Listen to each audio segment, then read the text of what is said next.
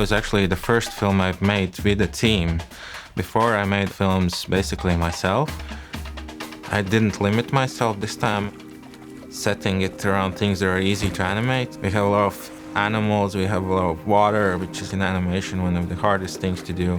So we did have people who are much better at everything than me, but I needed to understand the basics so I could communicate these ideas. And even though I had the script, I still would kind of improvise a lot.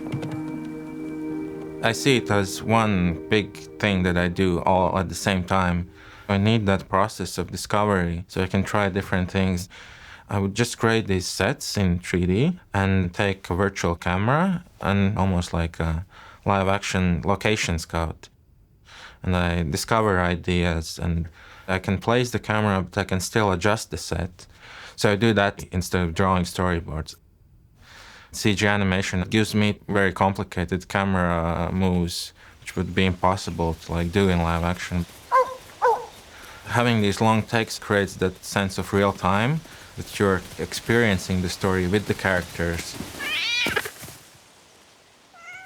And all the films I've also done have no dialogue, so I'm kind of really attracted to telling stories visually and also using sounds and music in ways that can only be achieved in cinema.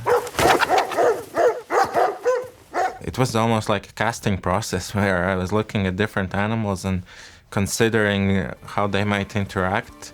It was important that they are distinct both visually in terms of the silhouette and but also in terms of the voices.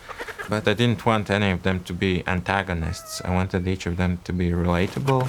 All of these characters were kind of chosen thinking about that theme, which is kind of looking for a group where you belong.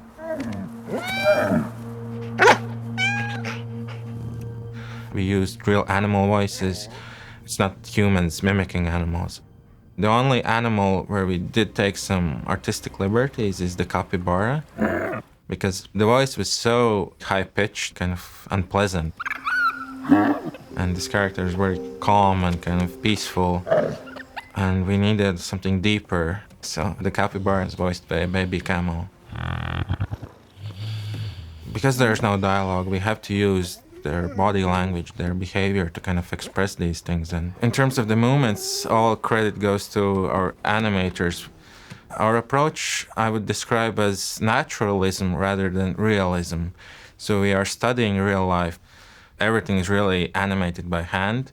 So it's all these artists who studied animals and interpreted their movement.